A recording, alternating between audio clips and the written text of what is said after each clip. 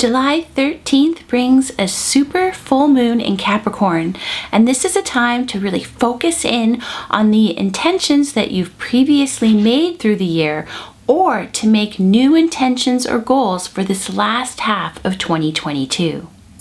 Since this is a full moon in Capricorn, it's the perfect time to making sure that we're setting really practical steps to help us reach and accomplish the intentions and goals that we are setting.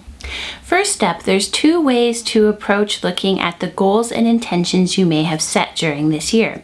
First step, you may want to think back or look in your journal and see what intentions and goals you may have set in January, especially if there was any that were set during the January full moon time that you may have made for this whole of 2022. And that's because we are at that halfway point, so you may want to assess where you are on that journey. Are there some practical changes or steps that you can make or change to help you reach that goal in December? The second way to consider looking at the intentions or goals you may have set is to consider if you made a new intention or set a new goal during the April 1st Aries new moon. And that's because this July month marks the halfway point from that April 1st Aries new moon and the Aries full moon that comes up in October. So if you did set an intention, reflect on how that intention or goal is going. And again, you may want to assess if there's any practical steps that you can take to further yourself along on this journey. And again, you also want to make sure that you're reflecting on how far you've come. If maybe the intention or goal has fallen away to the wayside a bit, that's okay. This could be a wonderful time to reinvigorate your attention to that goal or that intention. While it's often thought that the new moon is the time to set a new intention or set a new goal, it can also be beneficial to do it during this full moon, because this full moon is really giving us a moment to stop and look at 2022, what has happened already and where we are going and what is coming.